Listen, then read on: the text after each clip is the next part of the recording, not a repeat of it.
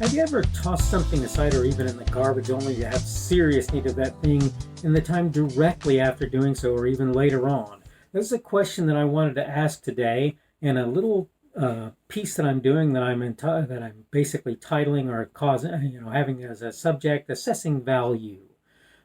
This is what I'm doing on today's Daily Summation from Kurt's Religion and Politics. I'm your host, I'm Kurt, and today is Thursday, April the 15th of 2021. Welcome to those who are coming on Rumble, on the podcast, on YouTube, or for that matter, wherever you might be coming from. Thank you for coming and visiting with me today. And that question, I'm going to ask it again. By the way, this is from my notes, as you might have figured. Have you ever tossed something aside or even in the garbage only to have serious need of that thing in the time directly after doing so or even later on? I'm going to talk about certain things related to that in future videos, but I wanted to take just a second to discuss it as a general thing. The first thing I kind of want to tell you is that's the way things have happened to me any number of times. I've gotten a little bit better about it as I've gotten older. I've gone, hold on, let me make sure that I don't have any use for this before I toss it out. And I take the same approach when I buy things, frankly, where I go, instead of just buying something outright, I go, wait a second, do I really want this? What are the upsides and downsides of buying this thing? And most of the time what I find is that doing both of these things, considering what I'm tossing out and considering what I'm bringing in, both, make my life a whole lot easier because I don't end up with a whole bunch of junk that I don't need on the one hand, and I don't end up throwing away things that I do need on the other. I don't honestly remember, as is sometimes the case, because things are, the time between when I write things down that I want to talk about and when I actually talk about them has become not hugely distant, but it's become a week or two between the two lots of times. I will say this, with regard to this, many times I really question whether I assessed the value of the thing I disposed of as I ought to have done before I disposed of it. Now, here's the interesting thing. We're going to get into this discussion later on, right? Like I say, in a more serious way on one topic. When we talk about a subject that I'm going to do in the near future, it is something along the lines of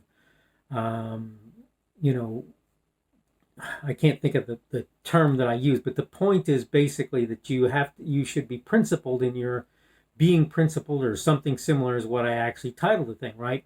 And the point is that you should have principles that decide how you're going to deal with your world. You shouldn't just deal with your world willy-nilly as things come up. Yeah, I know, I sound like an old man using the expression willy-nilly, something I never would have done as a younger person, by the way. Just so you know, there really is something to the idea that as you get older, you tend to kind of look at the world in a slightly different viewpoint than you did when you were younger. But here's the thing. I look as an example at the idea of the filibuster in Congress, and I go, whoa, they're thinking about tossing out, at least in certain circumstances, the use of the filibuster. And I think in general that that's a really bad idea. People don't seem to understand something. They used to say that things boiled over in the House of Representatives and then they simmered down in the Senate. And there was a reason for that. And it was that the states were represented by the Senate and the people were represented in the House of Representatives. These days, because the people vote for the Senate, there's less truth to that reality than there was when the senators were appointed. Now, granted, that was a very long time ago, but the point of the Senate is actually to act as a roadblock to legislation that probably should never make its way into any sort of authority, right? That's really pretty much what that's for, if you look at it. And so the point is, this whole idea of looking at what you're about to throw out before you throw it out. And by the way, like I say, there's the other hand for that, which is not picking up things that you really shouldn't pick up. And we can talk about, for example, expanding the Supreme Court as an example of that. And again, this is something that I'm going to get into in detail, talking about that later on, because that's a really important subject. I forget again exactly what I titled the piece that's coming up on that, but know that it is coming. But the point I'm making is this. You start your life in a place where you're sort of what's the word I want? Transitory. You're not stuck to one place or one thing, and that's okay. That's a good thing. That's not a bad thing on the face of it. But as you get older, you begin to realize that wherever I am, that's sort of where I'm planted at this point. And I may dig myself up and plant myself somewhere else later on. But the point is, you start to do that. And part of the reason you do that is you see the benefit in having a sort of a base from which you can do things. Now, there are a lot of people talking about minimalism these days, and I think that that's a pretty important thing. But I think that before you decide that you're going to toss something out, you really ought to think about what you are and are not willing to keep, right? And the way you decide that, the way you come to that conclusion is to assess the value of whatever it is that you're looking at and decide whether or not something is going to be useful to you in future. There were a lot of people who became hoarders after a couple of events. The first was the, quote, Great Depression, and the second was World War II. A lot of people became hoarders in those situations because it really made sense for them to hold on to things so that they had them in time of need. So they did that. They became hoarders. They started holding on to things. And people got looking at them and going, why would you do that? Well, how about this? How about because in time of need, when they really wanted those things or needed those things, they didn't have them. And that's because before they were put into a position where they didn't have a lot of resources, they didn't have to think about that, and they just did away with a lot of stuff. And the other thing about it, of course, is that you create a mountain of trash by throwing a bunch of stuff away. And don't get me wrong, I mean, it's a mountain of trash, whether it's in your house or whether it's in the city dump. But the point is, if you actually can use something, throw it away, get the same thing again later on, use that, throw it away, get the same thing later on, use that, throw it away, you are creating an even bigger mountain of trash than if you didn't do that. That's another piece of the assessment of value as far as I'm concerned. Again, what brought me to actually talk about this in the first place? I'll be honest with you, I don't remember. But this is such an important thing to me that I felt that it was worth talking about. Because like I say, what we're talking about doing with the filibuster, what we're talking about doing with the Supreme Court at this point in the United States are perfect examples of why conservatives are who they are. Because that's the thing. This whole assessing value is a basic tenet of conservatism. That's what it is. Conservatives don't want to conserve everything, don't want to keep everything, don't want to have everything cluttering up their lives.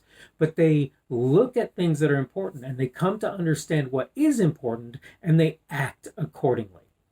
And that means that you realize that having that screwdriver, that wrench, or that computer, or whatever it happens to be in your house, even though it doesn't look at all useful to you right now, those glasses that you keep in the cupboard, and then you break a glass and realize, oh, that's why I had those other glasses in the cupboard. That's why, right? Because you assess the value and you realize that there was a potential for ongoing value for the things in question, and you took care of those, to keep those things, even though it seemed to you at the moment like they weren't worth having. Now, there's a problem, and the problem is that we do have a tendency to hoard if we're not careful. I have a little bit of that problem in my house right now. I need to get rid of a bunch of stuff, and sadly, a bunch of it is stuff that should never have gotten into the state that it got into. And by the way, who's responsible? Who's at fault for that? Raising my hand, that would be me. That would be me. I'm responsible for that. I'm the guy. And I'll tell you that part of it was that I assessed the value of some things wrongly. And I'll just tell you, too, that that's something that we have to deal with, particularly as we're younger until we get to where we're older. But the thing is, assessing the value of things and coming to the conclusion that just tossing stuff out without thinking about it is a bad idea is something that everybody really needs to reach toward. And that doesn't mean you can't be a minimalist or whatever, but it does mean really think about what you're doing with your resources, and that includes money and time and various other things while you're at it. All right, I am running out of time, so I'm going to go ahead and finish out my video for the day. I hope you're doing well today. Today, as I've said, is the 15th of April of 2021, and it is Thursday. That means tomorrow will be the 16th of April of 2021, and it will be a Friday. Today we have talked about assessing value, and tomorrow we're going to talk about obstacles and barriers. That's what we're going to deal with tomorrow on the Daily Summation from Kurt's Religion and Politics. By the way, just in case you didn't catch it, I am Kurt. I am your host, and I'm glad to have had you on, whether on Rumble, on the podcast, on YouTube, or whatever other platform you might be visiting me from. I'm happy to have you along, and hopefully you're doing well today. Hopefully we will get a chance to see you again on the Daily Summation tomorrow.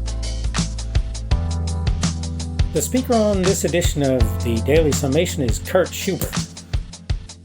This video is recorded on Thursday, April 15th of 2021. The Daily Summation is created for Kurt's Religion and Politics.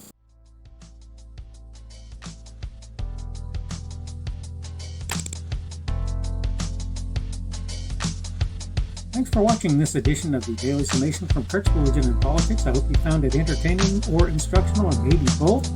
If you want to see more from me, you can go to blogs.kpschubert.com. That's blogs.kpschubert.com. I am on Twitter, Parler, and Minds.com. My handle on each of those is @kpschubert. That's @kpschubert. I have a Rumble and a YouTube channel. They are the Kurt's Religion and Politics channels on Rumble and YouTube. I have a Facebook page. The Facebook page is Kurt's Religion and Politics as well. I am on Patreon. If you want to support me, that's one of the better places you can do that. And you will find me at Kurt's Religion and Politics on Patreon. I have a podcast. The podcast is podcasts with an S, .kpschubert.com. That's podcasts.kpschubert.com.